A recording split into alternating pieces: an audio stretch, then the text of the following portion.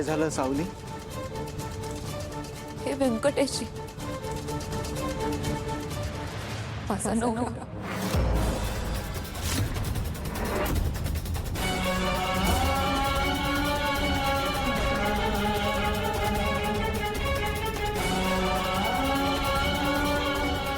काय झालं?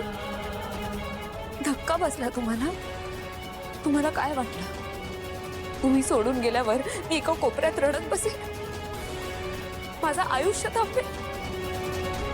काय वाटलं तुम्हाला? बोला ना. सावली, सावली, हे बघ जरा. व्यंकटेशजी बोलू द्या मला. आणि काय हो, दुसऱ्यांच्या आयुष्याची चौकशी करायला आलात ना तुम्ही? स्वतःचा आरसा विसरलात का? सावली, तू जसा विचार कर. मला काहीच विचार करायचा नाही. मला फक्त एक कळत नाही, आपल्या वाटा वेगळ्या झाल्यात ना, मग तरी काय बोलायला आलाय तुम्ही? हा, आपलं नाटक केव्हाच संपलंय सारंग. आता आपल्यात काही बोलण्यासारखं, काही समजून घेण्यासारखं, काही ऐकण्यासारखं काहीच उरलं नाहीये. एकदा बोलू दे मला, एकदा. नाही ऐकायचंय मला.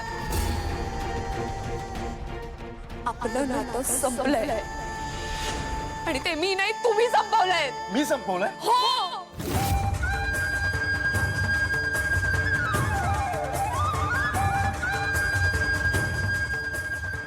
ठीक आहे सावली, तुला नाही समजून घ्यायचं का? नको घेऊ. आहे माझी बायको आणि ओवी आमचीच मुलगी आहे. सुखी आहोत आम्ही. आमचा संसार फार छान चालू आहे खरंच.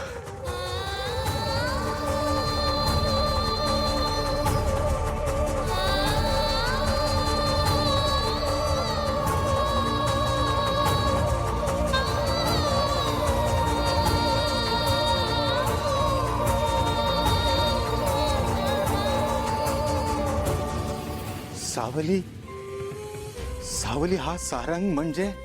तेच होते. हा तोच माणूस ज्याने माझ्या आयुष्याची राख रांगोळी केली. इट्स ते सारंग मेहतळे.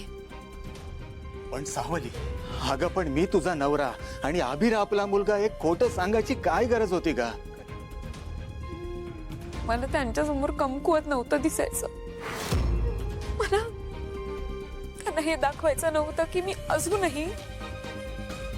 तू आज जे काही वागली आहेस त्यामुळे मी एकदम गोंधळून गेलोय बघ. तू ही अशी टोकाची भूमिका का घेतलीस? तुझ्या मनात नेमकं काय चाललंय मला जरा सांगशील का?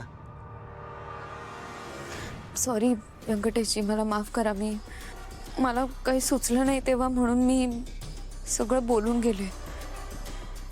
दुसरा कुठलाही मार्ग दिसला नाही मला. त्यांच्याबद्दलचा राग अचानक बाहेर पडला. सॉरी. मी तुझी परिस्थिती समजू शकतो. तू सारंग समोर मला तुझा नवरा म्हणून सांगितला.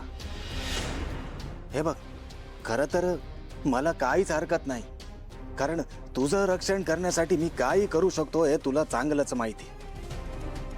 पण जर मला विश्वासात घेतलं असतंस ना तर बरं झालं असतं ग. ते सगळं चालू असताना मी काय बोलावं मला काहीच कळत नव्हतं बघ.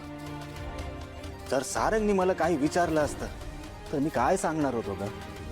व्यंकटेश तुझा नवरा आहे असं तू सारंगला सांगितलंस. हा नेमका काय प्रकार आहे? असं का केलंस तू? कारण सारंग त्यांच्या आयुष्यात खूप पुढे निघून गेलेत बाबा.